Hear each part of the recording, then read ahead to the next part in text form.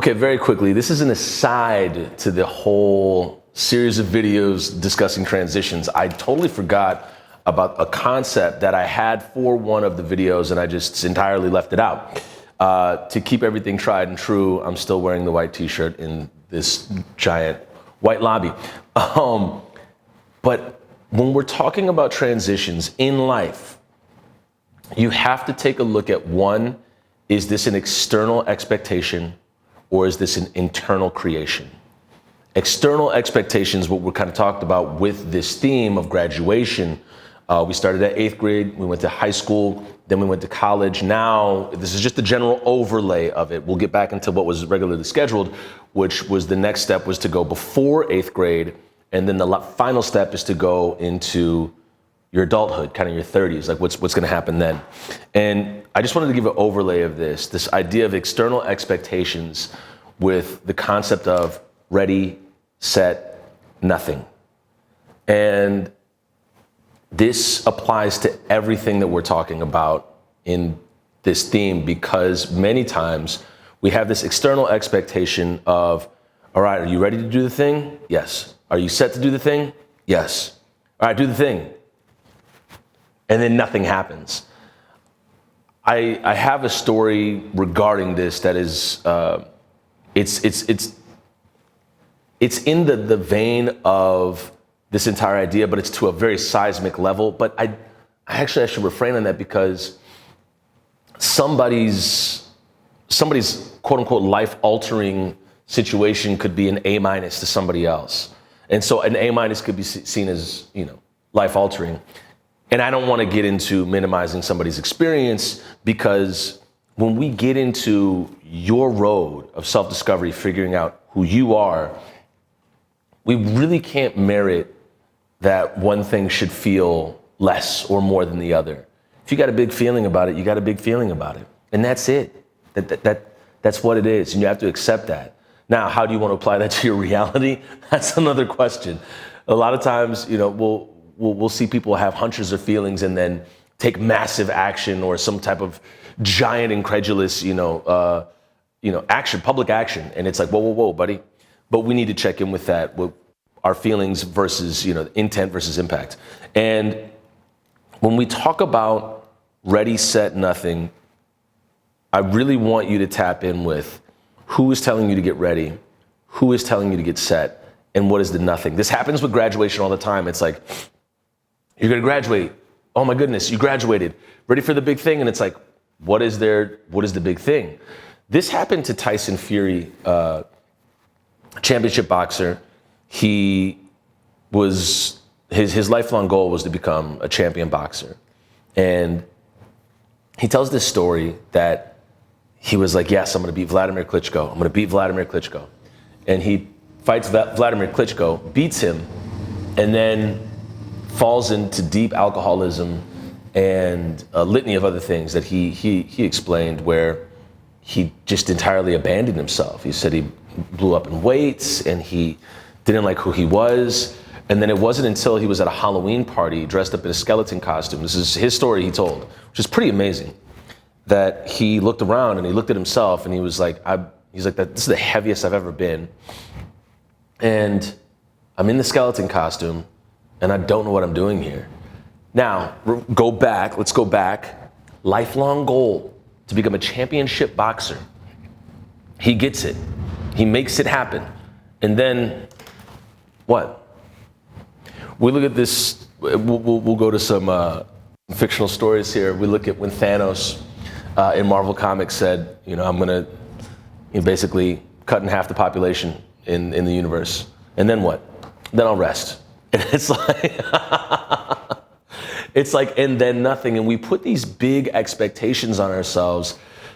And that for him and for Tyson, those were internal expectations. But they also linked up with external things as well, because for Tyson Fury, this is essentially, the IBF or the WBC or whatever the acronym is for all the titles in professional boxing.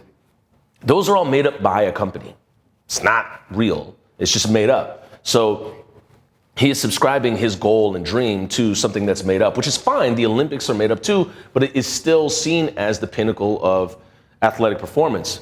So all that said, you have the same thing in a school system that's like, all right, you've graduated. Now become the awesome thing that we all expected you to become. And when people don't become the awesome thing that they were expected to become, you then delve into, and this is the next step we're going to talk about, a sense of worthlessness and uselessness. Now that may seem very, very heavy, but that is a term that many people have used before. They did a whole report and research on it. Listen to this from a guy in England, but those are two different words that people use before they commit to some form of self-harm. And even though we may not commit to self-harm, the idea is that feeling a sense of worthlessness or uselessness is so common yet not spoken about because there's so much shame tied to it, so much. And we then begin to usurp externalisms, external elements to fulfill us in the realm of feeling useless or worthless.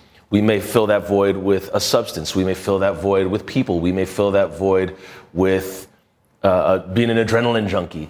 We can fill it with unhealthy things and healthy things. The point is, are you aware that you're filling it with something? Are you being filled from just being yourself, from within? If not, then what are you sourcing externally to fulfill yourself and cover that feeling of worthlessness or uselessness? And I saw this happen time and time again after graduating high school and after graduating 8th grade, because 8th grade, there's an innocence there where you get to be this kid. You get to have this imagination. You get to go into classrooms that still have like books about dragons, and like you walk into high school and it's like, how dare you have an imagination? It's almost criminalized that you're thinking for yourself and having this, this dreamlike state. So I really, really want you to lock in. And this is why we're going to go back to before 8th grade. This is really important. And this is why we make the jump to after college. This video is serving an overarching theme. So we talked about ready, set, nothing. We talked about a sense of worthlessness and uselessness, which I think is extremely important. And I also think it's important to note that you've never been worthless or useless. That's just a lie / story that we tell ourselves sometimes to justify what we're seeing externally and why we're feeling the way that we feel, or why people are treating us the way that they're treating us. And many times people treat us pretty poorly because they're feeling worthless and useless. And again, I'm gonna use that word, feeling worthless and useless. They are not being worthless and useless. Nobody is worthless or useless. And this is just my opinion here. But they're feeling worthless and useless, and so they project it onto you. Misery loves company. And so when you can start to dole that out to other people, you can make it then seem like it's common and that you're not alone in it. Or you can make yourself feel above somebody if you make them feel more worthless and useless than you're feeling at the time. Chew on that. But that ready, set, nothing can strip our identity because we're expected to do something. Better yet, we're expected to be something. And we don't feel like we're living up to that external standard that we didn't make. Somebody else made it. So then this comes to the third rung on the ladder here. And this is, I believe, this isn't to a lesser magnitude than worthlessness and uselessness. It's just different, I think, as a lack of purpose. Now, this is where the gold is for me, is you feel a lack of purpose. So now what do I do with no purpose? Who are we with no purpose? And I think that's really, really important for you to tap into. I don't really have any answers for you because this is really something you're gonna have to answer yourself. This is solely independent to you. Nobody can really answer this question but you, and that's the special part about it. Because when you start to deal with what is your purpose, you're dealing with yourself.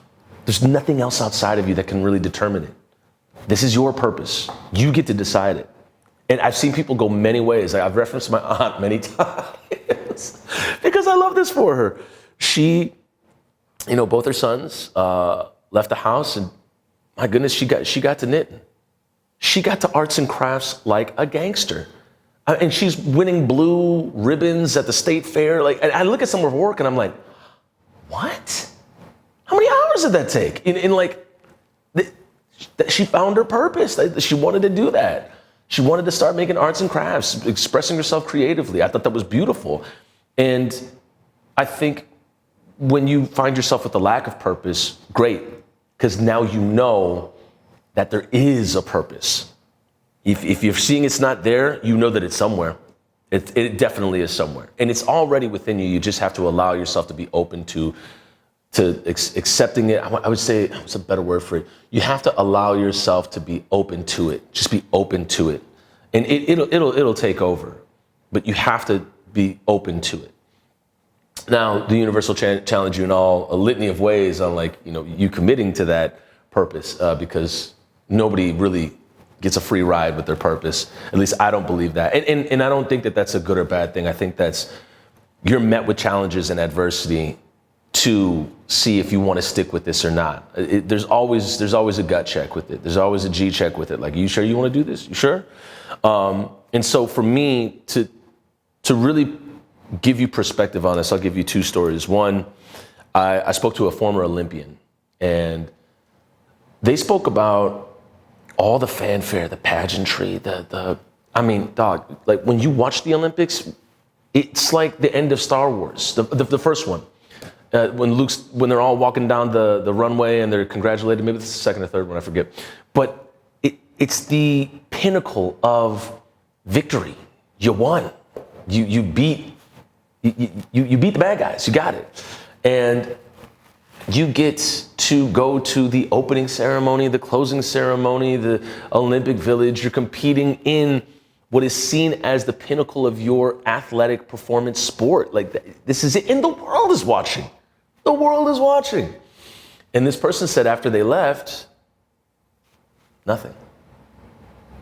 It didn't, and I won't even tell you if they won anything or not. It didn't matter. Nothing. It's back to life. And there's an expectation set up that's tough for us as humans, because we may not, that's a train right there, by the way.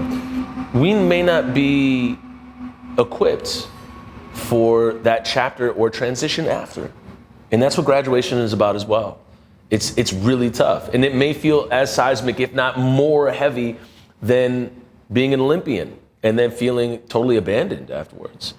Like, wow, we got all this cool stuff, and now what? Well, what happens now? Does it keep being like this? No? Nobody recognizes me? Huh. What is the next step after that?